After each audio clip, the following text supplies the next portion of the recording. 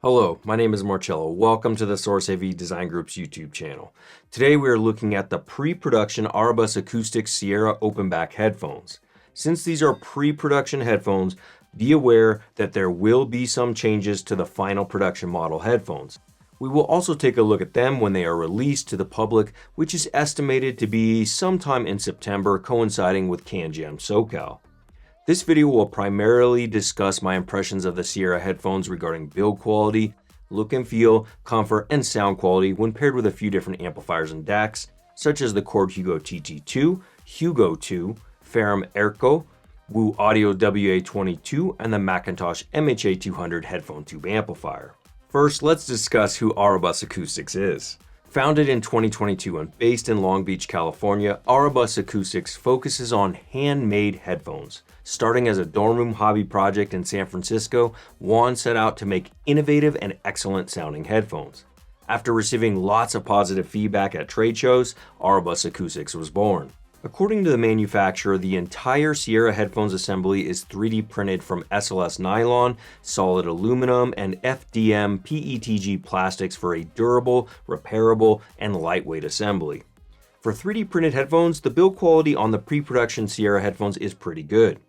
I will reserve my final thoughts on the build quality for when I get an actual production set of headphones in my hands. However, as it stands now, the headphones are super lightweight, weighing only 330 grams, with fairly deep Dakoni-made ear pads made from leather and velour.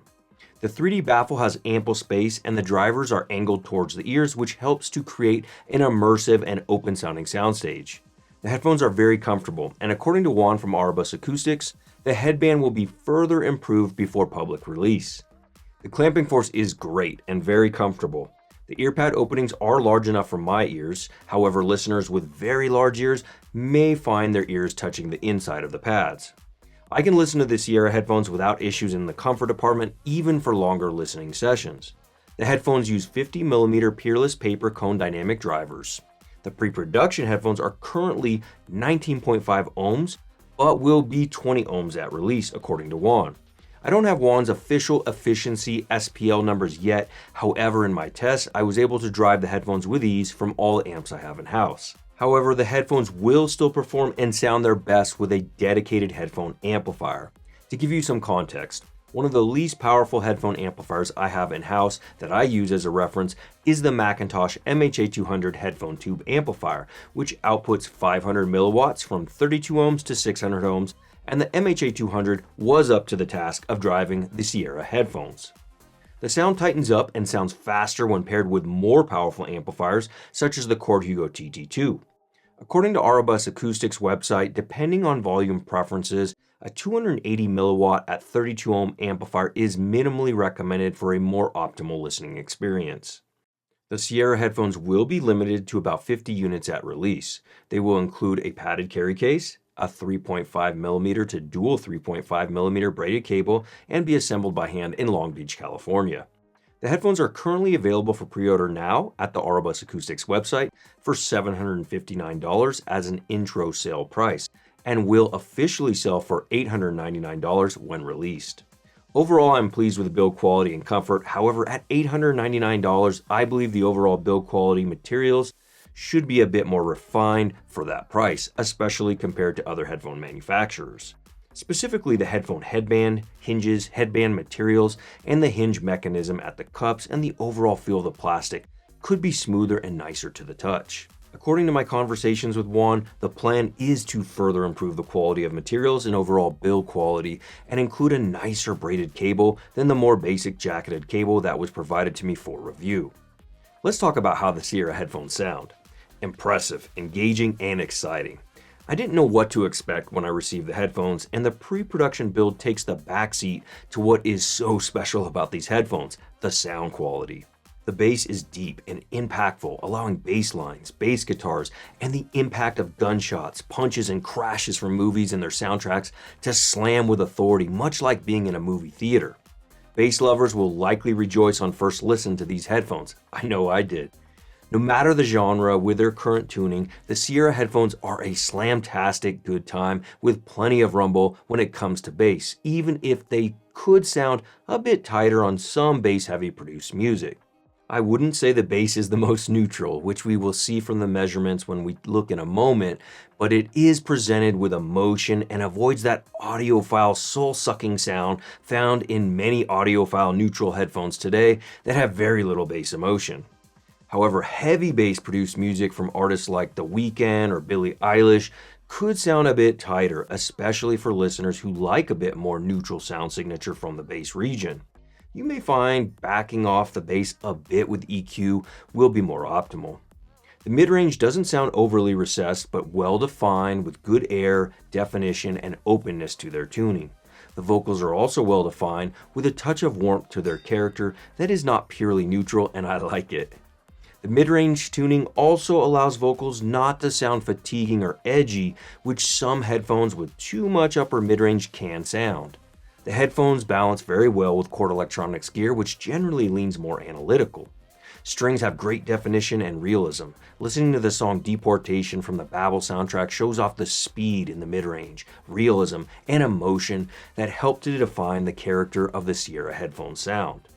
The treble has just a touch more energy than what I prefer, somewhere around 8K in the treble region, but it's not offensive or bright sounding either, and I think many listeners will find the treble just right for their preferences. Cymbals have superb energy, splash, and definition on jazz fusion albums like We Like It Here from Snarky Puppy. Brass instruments like the trumpet don't cross the line of ever sounding piercing or overdone. In talking with Juan, there may be some subtle changes in the treble region for the official production model. Of course, whether you prefer the tuning of the Sierra headphones will depend on your hearing, preferences, and audio chain, which is why we always recommend checking them out at your local audio show or dealer. The timbre of the headphone sounds natural for both vocals and instruments, with a bit of complementary emotion, body, and warmth coming from the bass regions, which I enjoy. The soundstage performance is open and spacious with excellent imaging.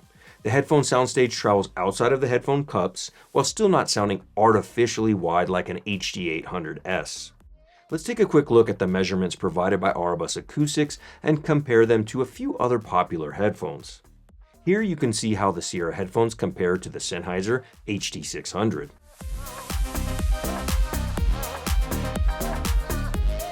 You can see how they compare to the popular Meze 109 Pro here.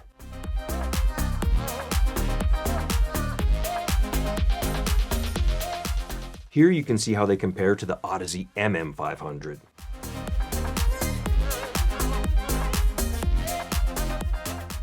Those of you who have been following the videos I have created for several years now, both on my personal YouTube channel and or TSAV's YouTube channel, know that I am not a measurement first type of listener. While I appreciate them for getting more product information, nothing replaces actual listening tests with your reference gear, sources, and music you are very familiar with. As a longtime Chord Electronics listener and owner, I think the Sierra headphones are an exceptional match for the Hugo 2 and Hugo TT2. Many headphones may be too elevated in some areas to allow for an entirely fatigue-free listening session when paired with these Chord components, especially on filters 1 or 2. No worries, however, with the Sierra headphones, and if you are a TT2 or Hugo 2 owner, I think you will want to give the Sierra headphones a test drive as the synergy is quite special. So before we wrap up, let's make a quick comparison to a very popular set of headphones, the Sennheiser HD660S2. One of the first things to point out is how much more efficient the HD660S2 is compared to the Sierra headphones, further cementing that need for a dedicated headphone amplifier for optimal listening for the Auribus Acoustics headphones. The next thing that stands out is how much less bass impact and presence the HD660S2 has compared to the Sierra headphones. While the HD660S2 sounds more neutral in its bass regions, the Sierra packs a bigger, bolder punch, again delivering a movie theater quality of rumble and emotion when listening to music. The upper mid-range of the HD660S2 sounds more emphasized and defined than the Sierra headphones. Vocals also sound a bit more pulled back on the soundstage when listening to the Auribus Acoustics headphones, whereas the HD660S2 presents the vocals with a bit more edge and intimacy. Overall, the mid-range is still one of the most prominent sound qualities of the HD660S2. The treble sounds more emphasized and defined when listening to the Sierra headphones, allowing cymbal crashes and splashes to be more prominent on songs like So Far Away from Dire Straits. Timbre-wise, both headphones have a relatively natural sound presentation, and it will depend on your personal preferences and audio chain. Soundstage performance is superior from the Auribus Acoustics Sierra headphones, likely aided by their angled drivers. While both headphones image very well, the more spacious and open-sounding Sierra headphones are my preference for soundstage performance.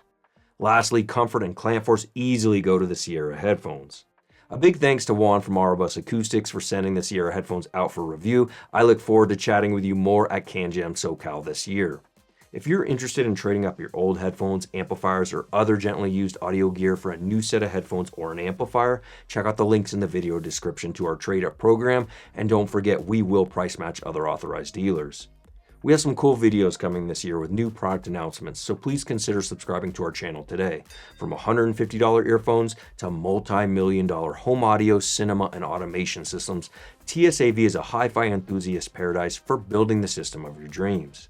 So let's start the conversations in the video comments on what you think of the Sierra open back headphones. Have you heard them at a local audio show yet? While you're there, smash that like button for us. Until next time, friends, remember, let the music be your guide.